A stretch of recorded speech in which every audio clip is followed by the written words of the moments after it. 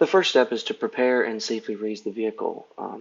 You want to go ahead and pop off the lug nut covers and then slightly loosen the lug nuts for both of the front side tires.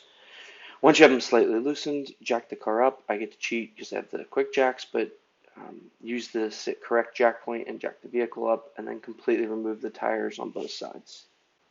The next step is to remove the metal pins and subsequent retaining clip. Use a small punch and a hammer to push the metal pins toward the inside of the vehicle, as you can see here. And the pins are also located there. So take a small punch and use a hammer or mallet to push them to the inside of the vehicle. Take care not to get your punch stuck, and then once you can see the pins on the other side, you can usually begin to pull them out with pliers. This is a case where PB Blaster or some type of lubricant on the kind of the exit hole of the pins will be helpful. Additionally, loosening the brake pads away from the rotors gives you just a little bit more play, like I'm doing right here with a flathead screwdriver. After you get a little bit more play, you go ahead and pull out both pins, and they look just like this. And once the second pin comes out, that retaining clip will kind of pop off, so be careful when you do it. As you can see, I'm putting just a little bit of PB Blaster right there in the hole, and it comes right out. The next step is to remove the caliper itself. The caliper is held on by two 21mm bolts. This was by far the hardest step for me. They're held on at 145 foot, or they're torqued at 145 foot-pounds. So I really had to use PB Blaster, let it sit.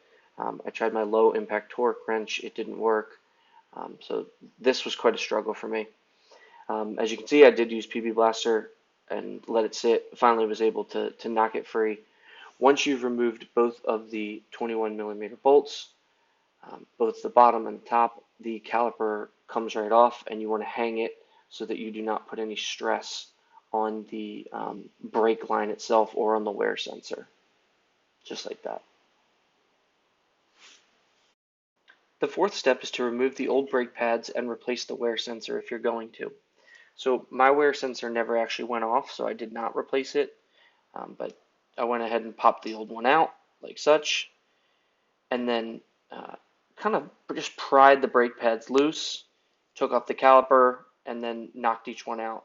Again, I live in the Northeast US, so there was definitely some rust, road grime. Yours may come out a lot easier depending on where you live. The next step is to remove the old rotor and replace it with the new one. Use a T30 to remove the set screw on the rotor, right there.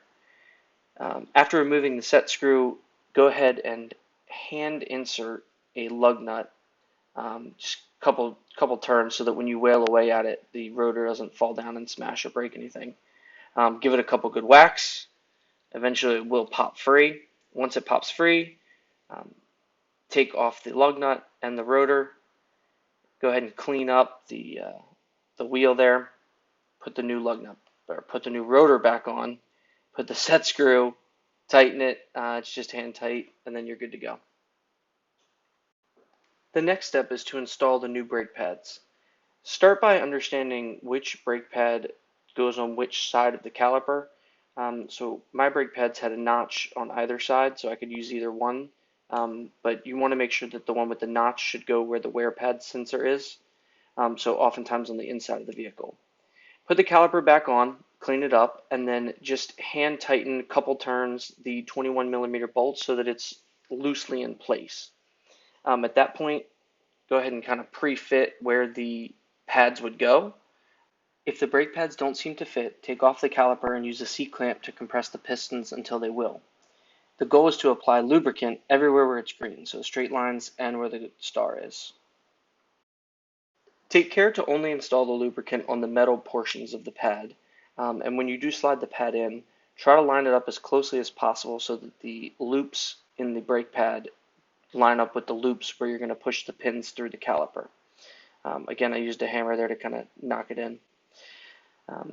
The anti-rattle clip, just kind of push on there, make sure that it looks like it's going to fit, and go ahead and begin to push the first pin in. And right here you can see that the pins go through the holes and hold the rattle clip basically underneath of each pin. So each pin should go through the eyelet in the caliper, through the eyelet in the brake pad, over top of the rattle clip, and then again through the eyelet. Hammer to the correct depth. The correct depth will have the pin just barely showing off the front like that. Once you're done, go ahead and tighten the 21 millimeter bolts on the caliper to 145 foot-pounds and replace the wear sensor.